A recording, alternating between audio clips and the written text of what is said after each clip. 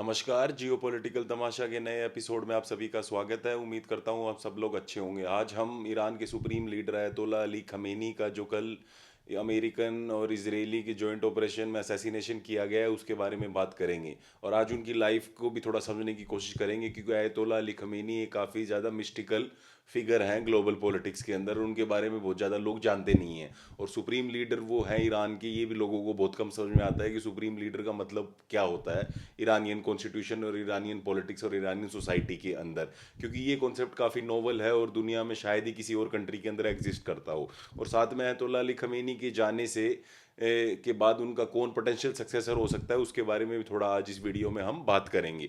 लेकिन सबसे पहले जो ये असैसिनेशन हुआ है अयतुल्ला अली खमेनी का, इससे मिडल ईस्ट में वॉर और ज़्यादा बढ़ने वाली है। क्योंकि ईरान, मैंने कई अपनी वीडियोस में बताया कि ईरान कोई वेनेजुएला या कोई और वीक कंट्री नहीं है। ईरान हमेशा से ही ग्लोबल डोमिनेंस और मिडिल ईस्ट में अपनी हेजमनी के लिए काम कर रहा है पिछले काफ़ी सालों से। उसने इसलिए हेजबुल्ला बनाई मिडिल ईस्ट में, इसलिए उसने अपने प्रॉक्सी नेटवर्क्स खड़े किए, चाहे वो हुतीज़ हो यमन के अंदर, इराक के अंदर के तब हजबुल्ला और भी बहुत सारे प्रॉक्सी नेटवर्क्स हैं। साथ में असाद को भी इसलिए उन्होंने बैक किया था सीरिया के अंदर। लेकिन असाद तो नकली निकला, असाद भाग गया छोड़ के पहले ही। और असाद की तरह नहीं है अयतुल्ला अली खमेनी की जो भाग के मॉस्को चले जाएंगे या कहीं बिल में जाके छुप जाएंगे। ना ही मडूरो हैं वो जिनको आप अपने उनके घर से उठा लाओगे। इसलिए उनको असैसिनेट किया गया। और ये इजरायली इंटेलिजेंस और अमेरिकन इंटेलिजेंस और उनके आर्म्स और एमुनेशन की तो जीत है, क्योंकि उन्होंने एक प्रिसाइज स्ट्राइक के अंदर उनके सुप्रीम लीडर और साथ में उनके जो सीनियर मिलिट्री कमांडर्स हैं, आईआरजीसी कमांडर्स हैं, उन सबको एलिमिनेट करने में वो सक्सेसफुल रहे। लेकिन ये कहीं ना कहीं उनकी जीत नहीं दर्शाता है, क्योंकि ईरान अभी भी कोलैप्स नहीं करेगा जो ईरानियन रिजीम है। क्योंकि अल्टीमेट एम ट्रंप का और नेतन्याहू का यही है कि ईरान में जो रिजीम है उसको चेंज किया जाए और 1979 से पहले जो रिजीम होता है उसको वापस रिस्टोर किया जाए। क्योंकि 1979 से पहले ईरान के अंदर शाह का रूल था और शाह हमेशा ही अमेरिकन पपेट रहा जब तक उसने ईरान के ऊपर रूल किया 1979 तक। उसको आर्म्स एंड एम्यूनिशन सारे अमेरिकन से ही प्रोवाइड करते थे। क्योंकि ईरान के अंदर अमेरिका और ब्रिटेन जैसी कंट्री की बहुत ज़्यादा स्ट्रेटेजिक इन्वेस्टमेंट थी सेकेंड वर्ल्ड वॉर के बाद। ईरान में सबसे पहले ऑयल निकाला था वहाँ पर एंग्लो ईरानियन ऑयल कंपनी नाम की, जो बाद में ब्रिटिश पेट्रोलियम बन गई, बीपी बोलते हैं जिसको। तो ईरान पहला कंट्री था जिससे ऑयल निकला था पूरी दुनिया में। और ईरान इसलिए भी जियो स्ट्रेटेजिकली इंपॉर्टेंट था सेकेंड वर्ल्ड वॉर के बाद, क्योंकि अमेरिका और सोवियत यूनियन के बीच में कोल्ड वॉर चली हुई थी। और उस कोल्ड वॉर में शाह का अमेरिका की साइड होना बहुत ज़्यादा ज़रूरी था। इसलिए शाह को वो प्रोटेक्ट करते थे अमेरिकन, और उनको वहाँ पर एक स्टेबल रूलर, पावरफुल रूलर बना के रख रखा था। क्योंकि 1953 में एक डेमोक्रेटिकली इलेक्टेड प्रेसिडेंट आया था ईरान के अंदर, प्राइम मिनिस्टर आया था जिसका नाम था मोहम्मद मोसादेक। उनको भी जॉइंट ऑपरेशन में उस टाइम पे जो ब्रिटेन की इंटेलिजेंस एजेंसी है MI6 और अमेरिकन CIA, इन दोनों ने मिलके जॉइंटली ऑपरेशन करके उनके अगेंस्ट कू कर दिया था और फिर से शाह को बिठा दिया था पावर में। वरना शाह की पावर चली गई थी 1953 में ईरानियन पॉलिटिक्स के अंदर। लेकिन उस टाइम भी अमेरिकन सक्सेसफुल रहे थे शाह को फिर से रिस्टोर करने में, उनको वापस थ्रोन पे बिठाने में। लेकिन 1979 वाली जो रेवोल्यूशन हुई उसके बाद अमेरिकन के पिछले 40 साल में जो भी प्लान थे वो सारे फेल हो रहे थे ईरान में रिजीम चेंज करने की। और उन्हीं प्लान्स के अंदर ही ये प्लान रहा है कि अयतुल्ला अली खमेनी को मारने का, क्योंकि उनकी कोशिश हमेशा यही रहती है। और अभी ये नया प्लान जो बनाया उन्होंने, वो लास्ट ईयर जो दिसंबर में प्रोटेस्ट स्टार्ट हुए थे उसके बाद बनाया।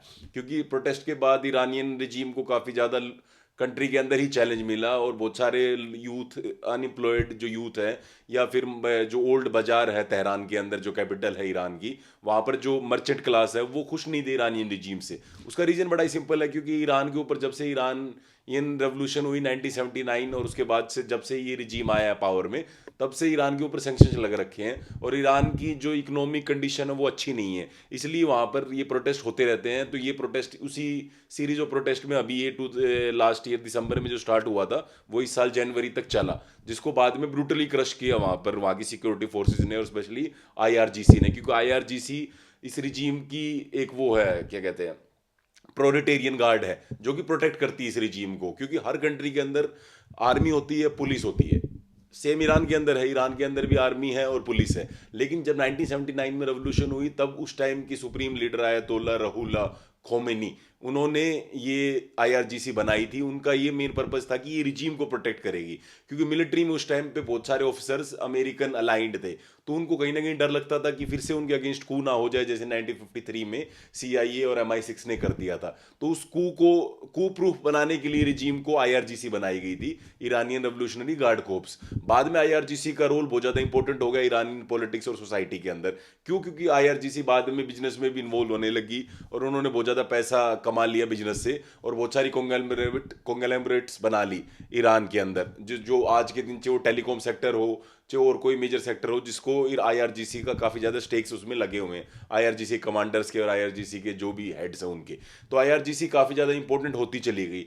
बाद में 9/11 के बाद जो मिडिल ईस्ट में वॉर्स हुई, उसमें भी आईआरजीसी, स्पेशली इराक के अंदर, उसमें आईआरजीसी का एक मेजर रोल रहा, क्योंकि आईआरजीसी की एक स्पेशल आर्म है जिसको बोलते हैं क्वाड फोर्सेस। अब क्वाड फोर्सेस का काम होता है, जो नियर मिडल ईस्टर्न कंट्रीज है ईरान के आसपास वाली, वहां पर जो भी प्रोक्सी नेटवर्क को खड़ा करना है, उसमें क्वाड फोर्सेस का मेन रोल रहता है। ये आईआरजीसी का ही काम है। और उस टाइम पे क्वाड फोर्सेस के ही जो चीफ थे कसीम सुलेमानी, उन्होंने ही ये प्रोक्सी नेटवर्क्स बनाए थे मिडिल ईस्ट में और स्ट्रॉन्ग किए थे, चाहे वो हिजबुल्ला हो, जैसे मैंने बताया इराक के अंदर हो, या हुतीज हो यमन में, या इवन असाद को 2011 के बाद जो सिविल वॉर हुई सीरिया में, असाद को प्रोटेक्ट करने में मेन रोल कसीम सुलेमानी और उनके क्वाड फोर्सेस का ही था।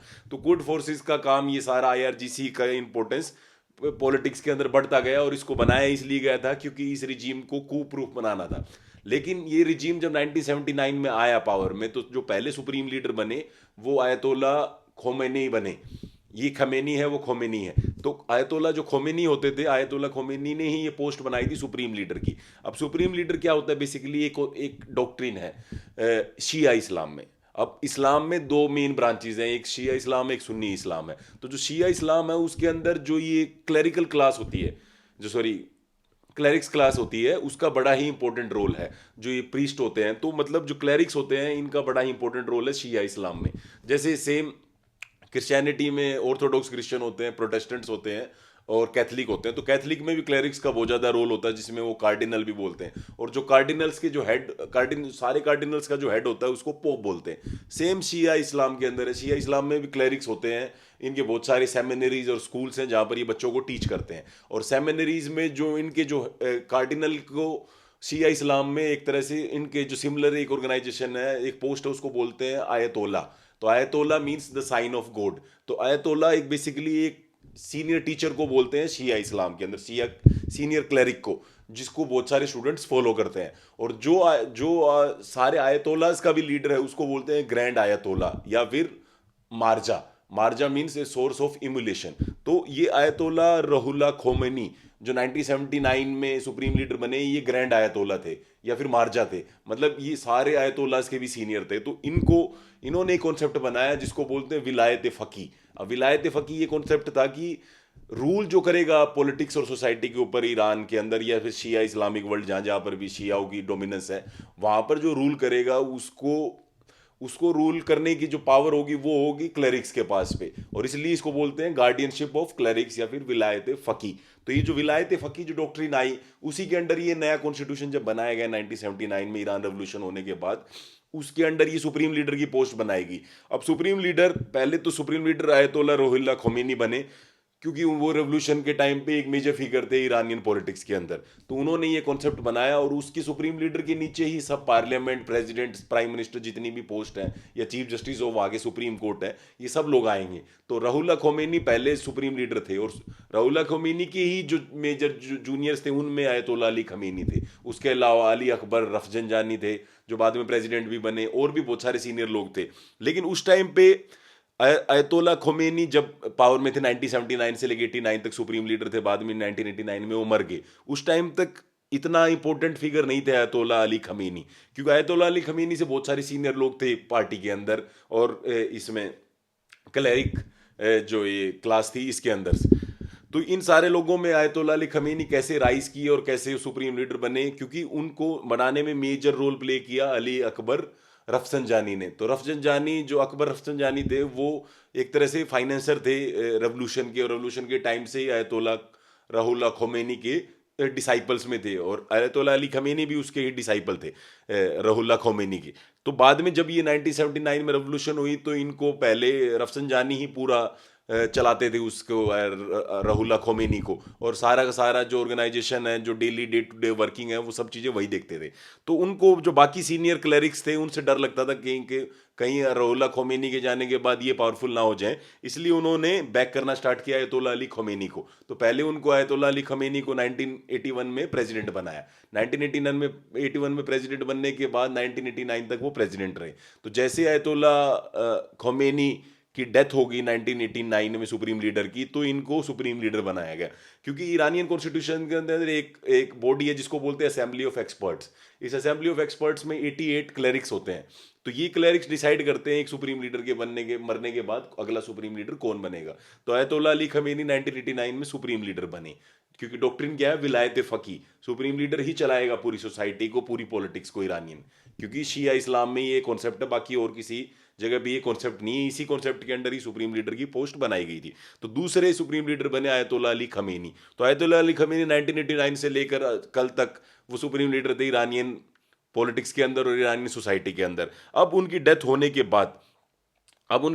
बाद उनका कौन सक्सेसर होगा, ये अब ये क्वेश्चन बहुत बड़ा हो गया है, क्योंकि बहुत सारे लोग हैं जो लाइन में हैं उनको रिप्लेस करने के लिए। एक तो उनका खुद ही सन है मोस्तबा, जो पिछले काफ़ी सालों से पूरी ईरानियन पॉलिटिक्स को चला रहा है बैक रूम में बैठकर, पीछे से, पर्दे के पीछे से। या फिर अली लारिजानी अभी जो मेन कमांडर है, जो सब कुछ सारा चीज़ें ऑपरेट कर रहे हैं। जैसे रफसंजानी होते थे पहले, रफसंजानी पूरा आयतुल्ला खोमेनी के टाइम पे 1979 से 89 तक पूरी ईरानियन पॉलिटिक्स और सोसाइटी को रन करते थे बिहाइंड द सीन्स। सेम अभी सीन है इनका, क्या कहते हैं, मोस्तबा का। मोस्तबा भी पूरा पूरा बिहाइंड द सीन अपने फादर की पूरी पॉलिटिक्स को देखते हैं और सुप्रीम लीडर का जो भी काम होता है उसको संभालते हैं। लारिजानी भी वही है, लारिजानी को भी वही पोस्ट दे रखी है।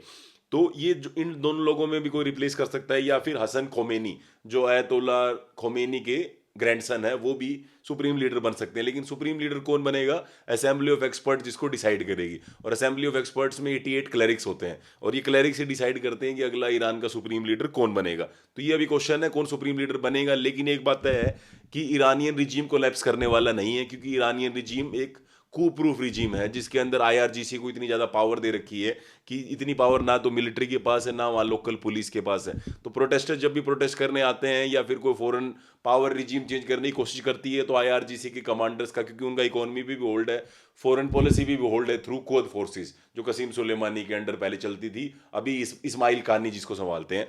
तो ये सारे जो आईआरजीसी के जो कमांडर्स हैं या मिलिट्री लीडर्स हैं, वो सारे के सारे अब रन करेंगे पूरी पॉलिटिक्स को ईरान के अंदर। और ईरानियन रजीम इतनी इजीली कोलैप्स होने वाला नहीं है। अमेरिका को बहुत पैसा और बूट्स ऑन ग्राउंड लगाने पड़ेंगे। ये सिर्फ जो वेनेजुएला टाइप ऑपरेशन ईरान में पॉसिबल ही नहीं है।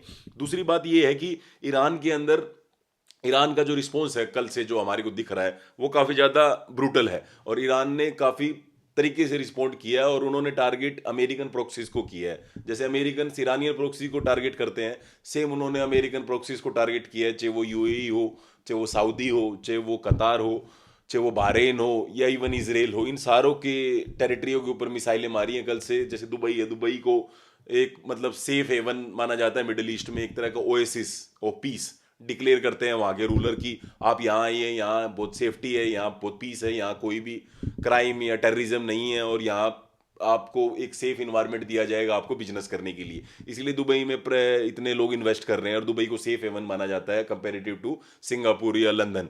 तो अब वो जो स्टेटस है वो कहीं ना कहीं खतरे में आ गया है, क्योंकि कल से जैसे ईरानियंस ने मिसाइलें मारी हैं, तो उनके एक 5 स्टार होटल है फेयरमाउंट, उसको भी टारगेट किया है ड्रोन अटैक के अंडर। जो वो ड्रोन सक्सेसफुल रहा है उनके एयर डिफेंस सिस्टम को पार करके अटैक करने में, उस फेयरमाउंट होटल के ऊपर, बुर्ज खलीफा के आसपास भी ड्रोन को न्यूट्रलाइज किया गया है। तो कहने का मतलब ये, ईरान ने उन सारी जगह, दोहा में भी ईरान ने मिसाइल्स लैंड किए हैं या ड्रोन्स घुसने में कामयाब हो पाए हैं, टेल अवीव को भी उन्होंने टारगेट किया है। तो ईरानियन मिसाइल और ईरानियन ड्रोन्स वो पूरे मिडिल ईस्ट में आने वाले दिनों में बहुत ज़्यादा परेशानी क्रिएट करने वाले हैं।